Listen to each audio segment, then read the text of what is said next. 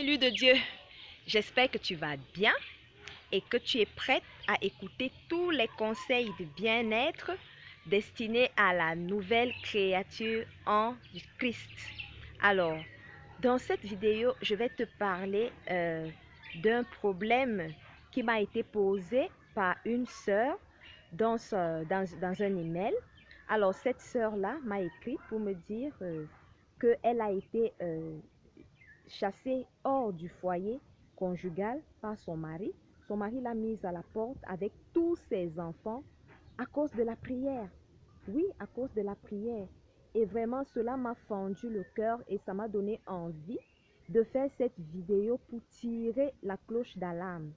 Vraiment, il faudrait sonner la clochette d'alarme. J'aimerais te faire savoir qu'il n'y a pas de choix à faire. Tu n'as pas à choisir entre ton Dieu et ton époux. Tu n'as pas à choisir entre ton Dieu et tes enfants. Tu n'as pas à choisir entre ton Dieu et ton boulot, entre ton Dieu et tes occupations. Non, tu n'as pas à choisir. Tout ce que tu dois faire, c'est t'organiser. Organise-toi. Dieu prend la première place dans ta vie, oui, mais cela ne veut pas dire que tu dois négliger ton mari. Cela ne veut pas dire que tu dois négliger tes enfants. Cela ne veut pas dire que tu dois négliger toute autre chose.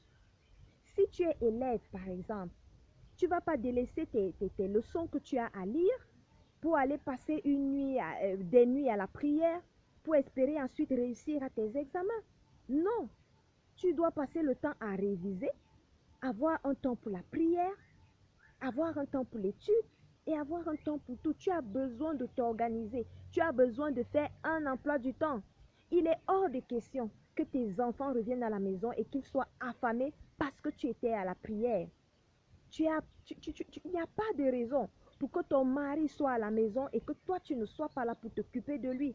Surtout si c'est récurrent. Cela peut arriver de temps en temps, oui, mais si ça devient une habitude, ce n'est pas la volonté de Dieu. Ce n'est pas la volonté de Dieu. Tu es né, Dieu était déjà là. Tu vas quitter cette terre, Dieu sera toujours là. Dieu est éternel. Dieu est éternel. Il ne fuit pas, il ne change pas. Il est là, il nous attend.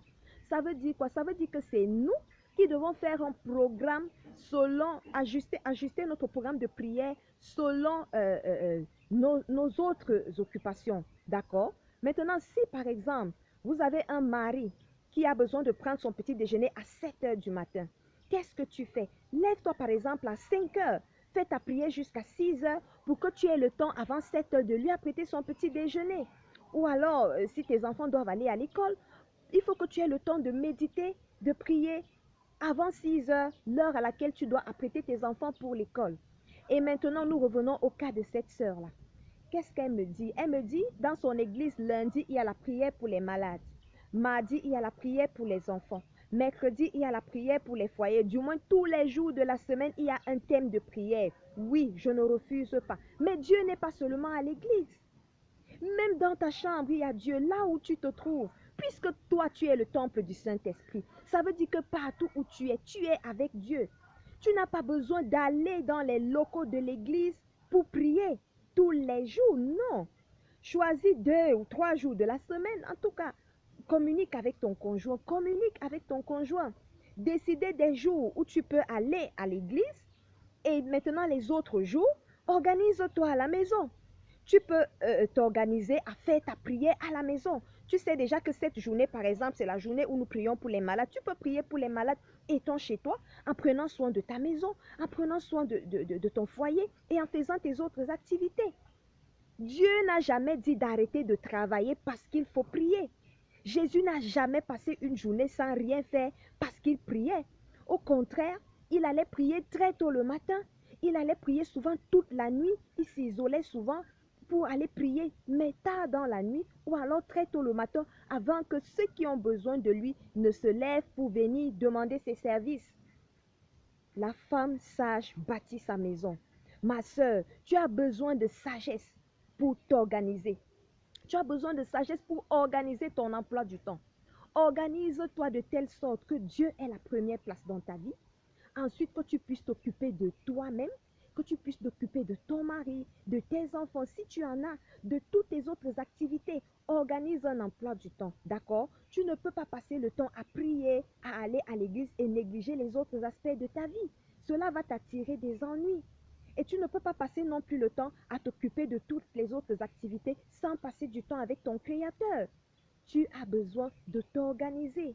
Organise-toi, ma soeur. Organise-toi.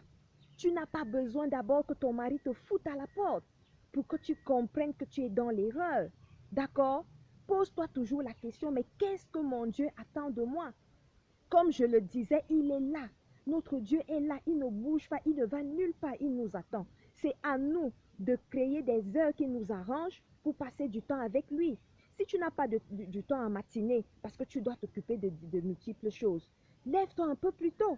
Ou alors, organise-toi, que ce soit peut-être le soir quand tout le monde s'est déjà endormi, que toi, tu passes du temps dans la communion avec ton Créateur. Soit tôt le matin, soit tard le soir, soit même les deux, soit le matin et le soir. Bref, trouve-toi du temps. Et en même temps, tu peux faire tes activités, tes tâches ménagères en priant. Rien ne t'empêche de faire ta vaisselle en priant, par exemple, en parlant à Dieu. D'accord? Tu n'as pas besoin de sacrifier ton mari. Tu n'as pas besoin de sacrifier tes enfants parce que tu vas à l'église. Dieu n'est pas à l'église. Dieu est en toi. Dieu est avec toi. La communion des saints est nécessaire, oui. Nous devons aller à l'église pour communier avec les autres. Mais faisons-le avec sagesse. D'accord? Faisons-le avec sagesse. Organisons-nous. Donnons à chaque chose sa place. D'accord? Shalom.